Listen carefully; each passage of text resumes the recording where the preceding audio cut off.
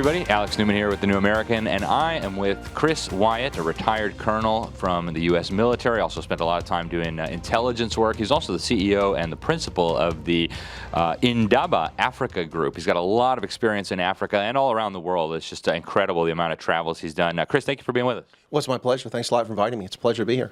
Absolutely. Chris, one of the areas that you have focused on a lot and that you have a lot of expertise on is South Africa. I think the overwhelming supermajority of Americans are totally clueless about what's going on there. They know that evil apartheid came down in the 1990s, and now we can celebrate, and that's all they know. So what has happened in those years since that happened? Well, it's interesting you say that because most of the developed world looks at Africa through a lens of April 27th of 1994, and that's when time stopped. Nothing happened after that. And that's a real problem. But since that time, the majority government under the African National Congress, which was one of the liberation movements, of course, if you went to South Africa, you'd think that they were the only ones because they've rewritten history. But they were just one of the actors, one of many, including the Pan-African Congress and many other actors. Not that I'm a fan of the Pan-African Congress, just saying that they're another actor that was actually important. And the Black Consciousness Movement, the Black Sash Movement, many other things in South Africa. What happened, though, is that the country started off on a relatively good foot, in no small measure because Nelson Mandela made it pretty clear to the country that reconciliation was the key. And there was a reconciliation period, but I would have to say it wasn't really a genuine reconciliation period because a lot of people on both sides, the far left and far right, are not necessarily happy with what came out. They had this thing called the Truth and Reconciliation Commission, which has been held up as the standard for Chile and for Rwanda and other places. Frankly, I think Rwanda did a better job with their own court system trying the genocideers than... Anyway, so South Africa, that honeymoon period lasted for a few years. They actually got a number of people onto the tax rolls who hadn't been paying taxes in the past under Trevor Manuel, who was the finance minister, and the country started getting economic growth. Now, never the growth it needed to overcome pervasive poverty. South Africa needs 6 to 8% annual GDP growth just to catch up for a sustained period of years, and they haven't been able to do that. They got 6.5% 1 or 2 years, but the economy grew, and people thought things were improving, I mean, generally speaking. And then Jacob Zuma became the president. He's the former head of the intelligence for Umkhonto we Sizwe, or MK as it's known. That's the armed wing of the African National Congress during the liberation struggle. He knows where all the dirt is, where all the bodies are buried, and so that's how he became president when they unseated. Now, here's the irony with South Africa is that the president of South Africa is not elected by the people. It's basically a parliamentary system. So the members of parliament select the president. So no one ever voted for Mandela to be president. They voted for him to be a member of parliament, but that's not even true either because he's on a list. So they vote for a parliamentary. It's just a crazy system. But they think it works for them. I don't think it works for them very well. Anyway, bottom line is that Zuma became president when they unseated a guy named Thabo Mbeki because he became increasingly unpopular within his own party because he was kind of arrogant and a technocrat. So they pushed him aside over a decade ago, and Zuma came in. And then it was Our Turn to Eat. If you're familiar with that book by Michaela Wrong about Kenya corruption, it's Our Turn to Eat. And that's exactly what's been happening in South Africa the last 15 years, is the African National Congress has become progressively more corrupt, inept, and they chase qualified people out of the country based on the wrong skin pigmentation.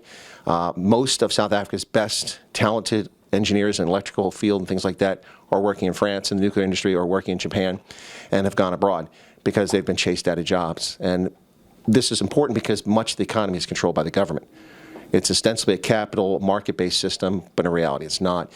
It's a very much a social government system, which ironically is the same system the National Party established under apartheid. So you had patronage under apartheid, which favored the white Afrikaans-speaking population, and now you have patronage under the ANC, which favors the majority black population, and specifically mostly the Zulu and the Xhosa peoples.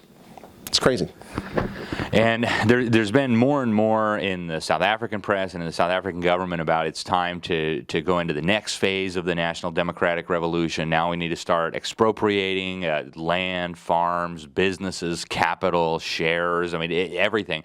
Do you think there's a risk of South Africa going full-blown communist, and what does that look like, and how long ago were the seeds for that planted, if you think that's where it's headed? Well, ironically, I would say the seeds for first off, you should know that, and the audience should know that every senior member of the African National Congress is a card-carrying member of the South African Communist Party, and they have been since liberation, and well, we call it liberation in 1994. So even Mandela was on the Central Committee. Yeah. He was, yeah. In fact, the Minister of Higher Education right now, Blade Nzimande, is the Secretary General of the South African Communist Party. So they are one and the same in that way. In fact, they have this thing called the Tripartite Alliance, which is the labor unions under COSATU, the Congress of South African Trade Unions, which is the biggest grouping of trade unions, the African National Congress, and the South African Communist Party. So it's a little triad there. The South African Communist Party has never had more than 50 or 60,000 members, and most people just join it just to say they're in it. But they're incredibly influential because all the top ANC members are from that.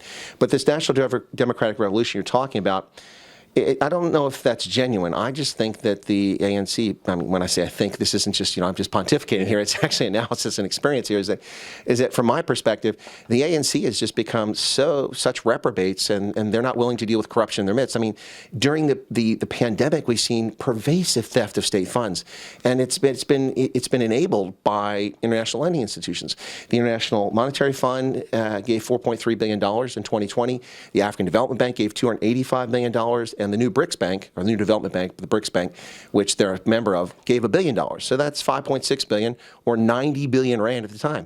A lot of people in South Africa are talking about money that was looted that the government had, but they're bankrupt. They have no money. They have junk bond status. They can't even borrow. If it wasn't for a loan from the World Bank that just occurred, another loan they just got at basically 1.1% interest. So that's a gift after inflation. You're paying back less than you borrowed. They would have gone under a long time ago. It's a crazy situation. Basically, in some respects, industry is kind of controlled by an oligarchy. Mm-hmm. And of course, the phrase that's being bandied about by race hustlers, that's the phrase I like to use rather than call them racist, because if you call someone a racist in South Africa and you can't prove it, you could be sued. So you got to be careful. Now, words matter in South Africa. And so, I mean, race hustling is what people are doing. They're using race to divide people, and it's just reprehensible. And it's being done primarily against the minority population, which isn't just white South Africans. You've got about just under 5 million white South Africans, which are about half of them are the community known as Afrikaners, descended from the French Huguenots and the Dutch early settlers, but mostly Germans actually who arrived in the Western Cape. And then you have this community of minority, which is much larger, known as the colored community. And no, it's not 1950s, racist America colored. That's actually a term that's a term of endearment for people who are from that mixed race community. And their origins go back to the 17th century. And you're very recognizable for the most part with Dutch or French surnames, usually French or Dutch Calvinist religion. They speak Afrikaans. And that grouping is probably about 8 million South Africans. And they are also marginalized and pushed aside by the ANC, even though people from those ethnic groups are part of the ANC. And then you have the group known collectively as the Indians, South Asians who came over mostly in the 19th century to work the sugar plantations in KwaZulu-Natal province on the East Coast, which is tropical and subtropical. They stayed, and that community is over 1 million, 1.1, 1.2 million people today. So you've got about 12, 14 million people in the country that the ruling party doesn't care about and excludes them from everything. They're excluded from doing business. So when they have this thing called broad-based black economic empowerment, which is simply a racist piece of legislation. So you can't bid for a contract unless your company is majority owned by someone with the correct skin pigmentation. Mm-hmm. Now, if that isn't racist, I don't know what is. I mean, let's turn the script around 30 years ago, and if you're white, that's the right skin color. If you're black, you can't get a contract with the government. Well, now it's the opposite. Mm-hmm. And the world is not paying attention. The world is asleep at the wheel. But then the world is asleep at the wheel on many issues, including the Ukraine. Yeah, they are. And I do want to spend some time talking to Ukraine if we have time. But there's so many things to ask you about South Africa. Do you think they're going to succeed with this expropriation? Do you think they're going to move forward with that? Are they really going to just start going to take people's land without paying them? What is that going to lead to? And how does that fit into the independence movement on the Cape? Do you see that as secession? Yeah, for the Western Cape to secede? I've spent a lot of time living in the Cape. I know a lot of people there. It's a lovely place. It is. But do you think that they will be able to secede? Do you think the central government would let them? Where do you think it's going from here?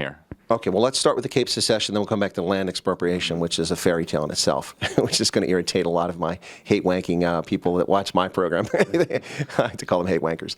But anyway, so the secession thing, there's a big secession movement, and I mean big. There's hundreds of thousands of people in the Western Cape that support it, and we're only talking a population of what? I think it's about 6 million in the Western Cape total. And it's being portrayed by those opposed to it as a white minority racist thing to move away. But there's only 18% of the population of that region is white. Now that's double what it is in most of the country, but it's still a low number. The majority of the population in the Western Cape is colored, mixed race, who speak Afrikaans. The secession movement has three major groups. You have United Liberty Alliance, and you have the Cape Exit Group, and there's another one. And I've interviewed all the leaders of these different groups. They're not political parties. They're just civic organizations, and what they're seeking is a referendum on Cape Secession, to leave South Africa. Now, there's a lot of parallels with this. You've got Catalonia in Spain, which didn't work out too well, and you've got a number of other places that are seeking to move away. But in those other places, it's typically an irredentist movement where people are trying to rejoin, another majority in another country or something like that, like in the Donbass with Luhansk and Donetsk. These are primarily Russian occupied or settled regions that used to be part of Russia before they were given by Khrushchev. So they want to rejoin Russia. That's an irredentist movement. But in the Western Cape, there's no irredentist movement. It's simply people who live in the Western Cape who share a common culture for the most part, not exclusively, but Afrikaans language, and then a grouping of people who are tired of their money going to the national government and nothing coming back, and they think they can do well on their own. Now, if you ask me the technical question, could the Western Cape secede and survive? Yeah, it could. And people also ask me, well, what do they do if the South African Army comes after them? Well, you and I and 5 people here in the street could probably defeat the South African Army today. I'm embellishing, but not by much, folks. It's really in a sad state of repair and disrepair. 21% of the South African Air Force aircraft are currently operational. In the late 1990s, the South African government under the African National Congress decided that they needed to modernize the military, which was one of the best equipped, well, in Africa, the best equipped, obviously, but one of the best in the world, one of the best group of fighters. And so what they decided to do was buy Type 209 diesel submarines from the Germans and cruisers, and also Hawk lead-in fighter trainers from the Brits, and then Gripen fighters, which is a fantastic interceptor and fighter aircraft. But the South African military didn't need new fighters and submarines and cruise ships. What it needed was new prime movers, trucks, and armored personnel carriers, and ranges and ammunition and barracks repaired and things like that for the Army. And ironically, most of what the South African military has done since 1994 is peacekeeping abroad. And who's done it? The Army, except when they're HIV positive, then they had to take soldiers and sailors individually from the different services. So the Western Cape could secede, and it could be viable economically. They've got a huge wine industry. They've got technology. South Africa's only nuclear power plant is located in the Western Cape. It's got the capability. It's got a huge tourism industry, what's left of it after lockdown, I should say. It has a lot going for it. It has world-class universities, although they've been poisoned with the wokeism that's been going on. But Stellenbosch and also UCT, University of Cape Town, Rhodes University, all located there. It has a vibrant life, and economically and politically could succeed with secession. But would the ANC be willing to let it go? Well, one problem here is the Parliament's located in Cape Town. Of course, the Parliament building burned down recently. Very conveniently. Well, it burned down because they haven't had a head of security, a permanent head of security, in nearly 5 years. She was relieved, the woman was there. There was a bogus investigation against her, which turned up nothing, and no one's been, she was fired, and then no one's been rehired. She hasn't been rehired to be the head of security. So no one was in charge of security. It was, I don't know, kind of like in January last year in D.C. Yeah. Seemed like nobody's in charge of security, and we'll just leave that there unless you want to go into it. But anyway, I'm just saying, 100 D.C. Capitol Police, that's all it shows up for a demonstration with 5 permits issued by the Capitol Police and 500,000 people? I'm just saying. Anyway, but the Parliament building, which was over a century old, just burned. It was horrific. I actually covered that live as it was going on from South Africa. Wow. It's really a sad situation. But it's a combination of there was no one in charge. The guards weren't there. They were asleep. There were cops that had cameras. They weren't monitoring the cameras.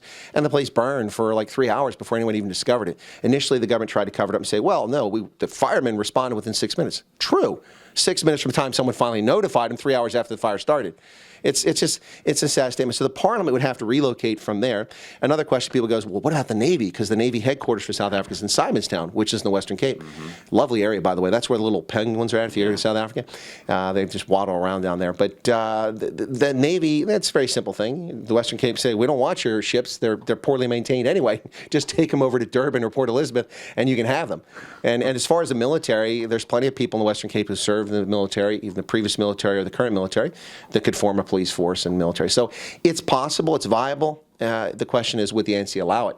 Would the international community recognize it? One of the problems with the African Union is that it has the same principle the Organization African Union had. A founding principle of the OAU in 1963 was that they would recognize all borders. And then for 50 years we had to listen to people whine about, well, we inherited colonial borders. Well, yeah, and then you said they're sacrosanct. You can't change them. That was your decision, your 63 members in Africa. If you wanted to change the boundaries in Cameroon and Nigeria, you had a chance to do it. But they refused. So the African Union is kind of the same mind, although they're more flexible. We've seen Eritrea become an independent country. From Ethiopia, we've seen South Sudan become a country. And the African Union recognizes the independence of Western Sahara, although Morocco doesn't. So that's kind of a problem. So the African Union might be amenable to it, but I would be shocked to see that. So practically, it can happen. Politically, it's an open-ended question, I think. And then we got land expropriation. You want to talk about that? Yeah, so tell me, do you think that's going to happen? I know I get a lot of emails from people in South Africa that are very concerned about this. Do you think that'll eventually move forward, either with the EFF getting more share in Parliament or the ANC just going ahead? I know a lot of their leaders have said they support it. Do you think it's going to move forward? Well, let's give a little backdrop first to explain what's going on here. First off, the land issue in South Africa is pretty much just a lie. Let me explain why. Were people defrauded of their land under apartheid government? Absolutely. Was it morally wrong? Absolutely. Should they be compensated? Absolutely. Guess what? Almost all of them happened. What? Yeah. No, from 1995 to 1999, there was an open window for anyone to make a claim. By the way, it wasn't just black South Africans that lost land. White South Africans did too, but most of them were compensated with other land. So a lot of farmers in what became the Bantustan or homeland of Bophuthatswana, which is located on the border with Botswana and a bunch of different little pieces and parcels here and there, a lot of cattle ranchers and farmers up there had their land expropriated by the government, but they were compensated with land in KwaZulu-Natal. I mean, they've been there for 150, 200 years, so it's anyway. But it was mostly black South Africans. In fact, 3.5 million black South Africans in the 1980s alone were relocated off of land that they lived on. Whether they had title to it or not is another story, but they were relocated, and it was wrong. So from that window for 5 years, 75,000 plus land claims were filed. Now, it was a very generous situation because what they said is that like you and I could have been defrauded of land. We might have been old enough to have owned land, and our land could have been taken. But a lot of people, their parents or their grandparents had their land stolen, and they're dead. They've passed on. What they decided that the CODESA Summit, which is the Convention for Democratic South Africa, and negotiations to end apartheid and have an all-race election, that convention which took place, which, by the way, they tried to overrun it with some right-wing radicals, tried to stop it, but it didn't work out. That convention, there was an agreement made by all parties, the Pan-African Congress, the ANC, the ruling National Party, and others, that land claims could not go back before 1910. Now, why does that matter? And this is something no one discusses, but this is a practical reason. Whether people like it or not, land acquired through warfare is a legitimate means of political discourse. It may be very unpalatable. Look at Ukraine right now, but is a legitimate, recognized means of political discourse. It's hopefully the last line of discourse. Sometimes it isn't the last line. In this case, let's say for Putin, it wasn't the last line. It was kind of an early thing. But if you conquer land during a war, that's legitimate historically. People accept that. 1910 matters because there was no country of South Africa before 1910. It never existed. And people are like, what? The Union of South Africa Act, the British Parliament issued this after defeating the Boers, the Afrikaners. They're now called Afrikaners, but the term then was Boer, which means farmer in Dutch. They had two independent republics called the Orange Free State and the Transvaal Republic.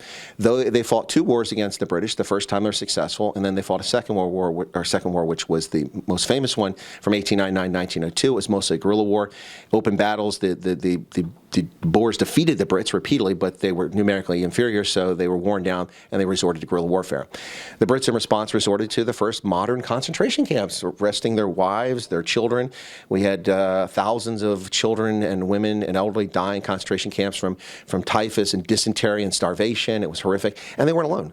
A lot of black South Africans also died because they were the workers or they're their allies, and they were taken to the camps as well. And they burned all their farms and just made these people destitute, which all plays in the modern history. So before 1910, there was the Cape Colony, there was the Zulu Nation that was still independent, there was the Orange Free State, the Transvaal. All of these things were merged in 1910, and that's when South Africa began.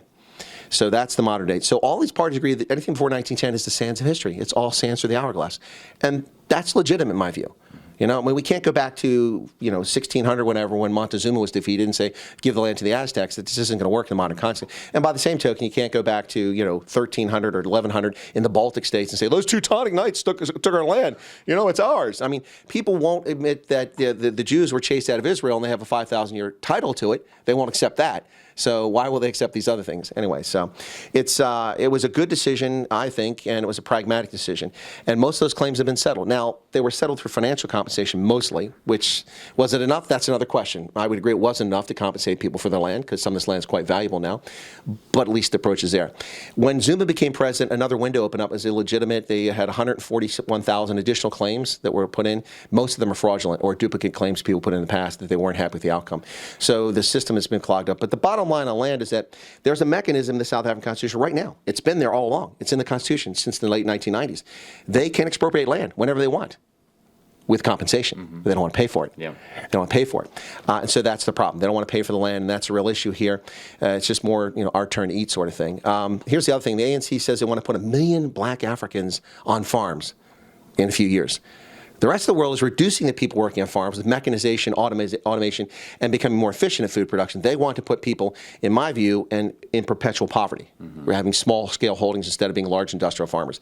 The key to South African prosperity is education. Education today, for most South Africans, is worse than it was under apartheid, and that's sad. Yeah, so that's kind of sad. Yeah.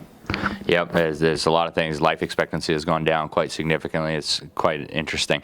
Another question I want to ask you about what's going on in South Africa, and I know we're almost running out of time, but the influence of, first of all, the United States and the U.S. intelligence community, in Rhodesia and South Africa and all the things that have been going on there, and also now, more recently, the influence of communist China. Let's start with U.S. influence. Do you think it was positive, and can you talk a little bit about the role of the U.S. State Department, the U.S. intelligence community going back through the 60s, 70s, even into the 80s? Well, that's a lot, but what I can say is that the U.S. had a role in Southern Africa. And the irony is that we were perceived as supporting the minority apartheid government, and then by many people in that government, we were perceived as not supporting them and supporting liberation movements.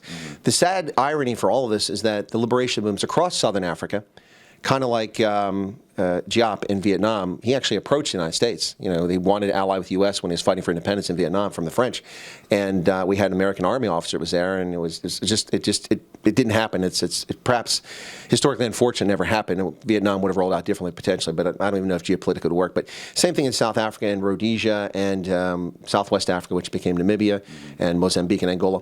The U.S. found itself on a side of history supporting the colonial powers that were there and then their offspring. South African government, the governments elsewhere. And what happened was, with no one to turn to, these movements looking for liberation looked where they could help. And that was East Germany, the Soviet Union, China, and that's where they found succor and refuge and support, and that's who they turned to. And we're living with the consequences of that today. Now, the U.S. intelligence played a role in South Africa and in the region, particularly for Rhodesia. We also, with other actors, this isn't a state secret, the CIA was engaged in Angola. We supported Holton Roberto with the Front for National Liberation, the FNLA in Angola. He just died about 10 years ago, too. He's been around for a long time. And that was definitely the wrong horse to back. If we're going to back a horse, we should have backed Jonas Savimbi at the beginning, because the Marxist government of the MPLA, the Popular Movement for Liberation of Angola, they still rule to today. And they're also a very corrupt government, too. They just pilfer money, and most of the country is desperately poor. So the intelligence community in U.S. foreign policy in Southern Africa wasn't always on the right side. In the 1980s, under Chester Crocker, who was responsible for Africa in the State Department, we had this constructive engagement approach, and it was heavily criticized. Reagan was against sanctions on South Africa. That was also criticized. And people think that sanctions ended South Africa. No, the reason South Africa, the National Party, ended is for a couple reasons. For years, they convinced the minority white population that there were two real threats to their safety and their sovereignty, and that was the red threat and the black threat, the Swat Geva and the Hui Geva. And so, after many years of neighboring states having black-ruled governments that weren't imploding, and they weren't, Botswana right on their border, wasn't collapsing, and they had a reasonable democratic government, it was harder to sell the black threat. Plus, it was morally repugnant. People were tired of apartheid for many reasons. And then the other thing is that when the Berlin Wall collapsed and the Soviet Union disappeared, the raison d'etre, the reason for existing, was gone. But what people don't realize is that the National Party was very much a socialist party in many respects. It ran state industries like Sasol, the state oil producer that takes the Ribbentrop process to take coal and convert it into petroleum. They also had a state-owned airline, everything. The rail lines were all run by the state, which is still the case today. The national utility running the power, which is a disaster, was run by the state, but it worked effectively. The Afrikaners and the National Party, to their credit, when they used patronage, they at least hired competent people. The ANC doesn't hire competent people. It just hires people with loyalty. What matters in South Africa to get ahead is loyalty to Luthuli House. Luthuli House is the headquarters of the African National Congress, and if you're loyal to the party, then you're rolling in the hay. So the State Department, since the end of apartheid, I think has kind of been looking through glass houses. They think that things are wonderful in South Africa, and they're reporting. I've worked with many of these people there, and I've been there many, many times in official capacity. I think many of these people just really don't get what's happening in South Africa, or maybe they just don't care. Some do, but I don't think that back at Foggy Bottom, people really pay close enough attention to it. The South Africa, just very quickly so we wrap up here, South Africa traditionally has a political appointee. It's not a place where a career diplomat usually goes. Sometimes, but oftentimes, people like Jendai Fraser and most recently Lana Marks, who was not very popular. She spoke at CPAC this week. Really? Yeah, I missed that. I was on a program for South Africa at the time, so I missed her speech. But these are political appointees, and sometimes political appointees are rock stars. They're really good at being diplomats. They really know what they're doing, and sometimes they're rocks. So I would say that our foreign policy in South Africa has been, in my view, a bit wrong-headed at times, and really hasn't accomplished a whole lot. Other than keeping South Africans alive, we've spent billions of dollars providing antiretrovirals and money for development for education, which has helped somewhat. But I don't know that we've really accomplished the things we need to for the U.S. strategic interest there. And I want to ask about China now. The ANC in their foreign policy document some years ago, they said that Communist China was the guiding lodestar of our struggle. And I understand the Communist Chinese are working very closely now with the South African military, with the South African police service. I mean, they're like in everything now. They're buying up massive amounts of assets. And it's not just in South Africa. It's all over the continent and in America as well. So what do you think about the Communist Chinese influence in South Africa and broader Africa? Is it a threat? How should it be dealt with, et cetera? Well, I'm not one of these people that's a Sinophobe, and I'm also not a Sinophile. I'm not a fan or an opponent of China. I've worked with the Chinese in Africa, and in my view, if you understand what their motivation is or what they're up to, then you do it with clear view, and you can actually accomplish things in some situations, like in Liberia. What is their motivation, and what are they up to? Well, now they want to be the world's preeminent unipolar power. That's pretty obvious. I mean, they have a larger Navy, capital ships, than we do. We have less than 400. They're over 500 now. We had a 600-ship Navy under Reagan. It's a shadow of what it once was. Now, they can't project their power in the same way we can, but it's just a matter of time.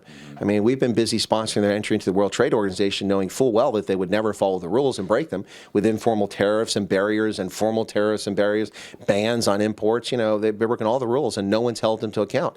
And this is the fault of corporate executives in this country, our government, under successive presidents.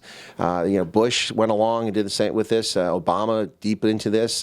Trump made an effort, but he was distracted by so many things and fraudulent attacks against him, like the Russia collusion hoax and all these other things, that it really undermined his foreign policy in some respects. Nonetheless, he had some really big achievements. But by the way, I'm not a Trump person. I've got my issues with Donald Trump as well. In the interest of full disclosure, I did vote for him twice. Yeah. First time, I was reluctant to, and I was wrong about what he was going to do. He actually governed, arguably, as the single most conservative one-term president in U.S. history, I would argue. Anyway, and then Biden is just even more of a disaster with China, what's going on here. China and Africa is all over, and they're not always malicious actors, but they're also not in it just to do good and wonderful things most of the time. It's all for influence and access, and that's fine. We should do the same, and we do it. We do nice things for influence and access. There's nothing wrong with that. We should be responsive to the strategic interests of our sovereign state, and they are as well. And I think if you understand that, then you can deal with the Chinese. But there are a lot of things about the Chinese, they don't care about corruption the way we do. I mean, if I bribe an official in South Africa on a contract, I could be prosecuted in the States. Yeah. That ain't going to happen in China. That's not going to happen. So, I mean, that's an advantage for them. Also, the state's all in and backs almost all their efforts. Now, there's a lot of private efforts outside of state control in China which expand their influence. But overall, China has been beneficial for Africa. But I would say that's just a matter of happenstance in some respects. You bring that much money, you bring that much attention, that much focus, you're bound to have some good spin-offs and good effects. But you also have terrible things. I've been in countries like Liberia where the Chinese had the World Bank loan and built the roads, and it was perfect for time for Bush to arrive for his visit to Liberia. They were wonderful roads. And then 2 months later, we had 6-foot potholes. They just fell apart just like that in the rain in there. And I've also been in places where they built parliamentary buildings, which are amazing. But in South Africa, I think that China is largely a force for negative for South Africans. They intrude in South Africa's domestic foreign policy. Twice they've intruded to stop the Dalai Lama from getting a visa to go to South Africa. I mean, how cool is the Dalai Lama? I mean, how could you not like the Dalai Lama? The guy supported the anti-apartheid struggle for years. And he was a vocal opponent against apartheid. And he tried to go for World Racism Summit there. They denied him a visa because the Chinese communist overlords told him not to. Then he wanted to come for Desmond Tutu's birthday, for his 80th birthday, something like that. They denied a visa because they didn't want the Dalai Lama to have a world stage. So they use their influence to achieve what they want. They also have these big industrial parks in South Africa, which no one else is allowed to use. There's no taxation. There's some really wonky stuff going on with the Chinese. Now, that's not a I hate China comment. It's a statement of fact. Yeah. It's a statement of fact. I'd love to have a no-tax zone in South Africa where I could do business, but I'm not hooked up with the Chinese Communist Party and the ANC, so that's not going to happen. Yeah. You have focused on what's happening in Ukraine. As we're recording this, Putin has invaded. The Ukrainians are resisting. The U.S. government's policy has been, I don't know, hard to exactly determine what it is. Well, but we're leading from behind once again. So we're following the Europeans' lead after the fact. That's a bit late. Just like in Libya. In Libya, we use the excuse of, we're not leading this operation. How is the U.S. not leading? This is crazy. Whether we should have gone in Libya is a whole different story. That's a different question. But if we're going to be involved, why are we in the back letting the Brits and French run the operation? I mean, we're not just here to supply bread and bullets. That's the U.S. is a unipolar power on the planet. Although China's challenging for us for that now, Russia has designs on it. But having seen the performance of the Russian troops in the Ukraine, I don't think that Russia really can be one of the top polar powers right now. But the Chinese are challenging us. As far as what's happening in Ukraine, we should go back to 2014 when, under Obama's administration, Putin was emboldened by American weakness. We see a president who goes and bows before the Saudi monarch. That's disgraceful. And then says America doesn't have exceptionalism. We're not unique. We're just another country. And really runs down a reputation abroad for his whole time as in office for 8 years, and most people not paid attention to it. There was a tangible impact to our diplomacy abroad. I served in our embassies when he was president those 8 years all over Africa, and you could see the changes in our foreign policy. Once people got past the whole idea, oh, he's the first black president in Africa, and realized what he was actually doing. He wasn't doing nothing to help our foreign policy in Africa. They kind of woke up to that in Africa sooner than the rest of the world. But Americans and Western Europe didn't really pay attention. Our reputation was tarnished in so many ways under the administration, and this is an anti-Obama thing. I'm just stating my opinion and my analysis of what actually happened from having been in the trenches and seen it. Well, in 2014, the Russians invade Crimea, the most strategically important part of what belonged to the Ukraine. Now, it's almost all Russians live there, but that isn't germane. It was Ukrainian soil. They invaded, unjustified, they annexed it, and the Obama administration, Joe Biden and Barack Obama, this was their reaction. Basically was muted. They had some, tepid sanctions against Russia, but they didn't really have any impact. And so it became a fait accompli that Crimea is now part of Russia. And they've had tens of thousands of troops and ships and Marines and such there for years since then. In the eastern part of the Ukraine, you had these irredentist Russians who didn't like being part of the Ukraine. Well, to be fair, the land they lived on once was part of Russia, but Nikita Khrushchev, who was Ukrainian, gave it to the Ukraine Soviet Socialist Republic back in the day, about 50 or 60 years ago. And so they want to rejoin Russia. And what happens is that they fought a civil war. It's been ongoing since 2014, and the world really hasn't paid attention to it.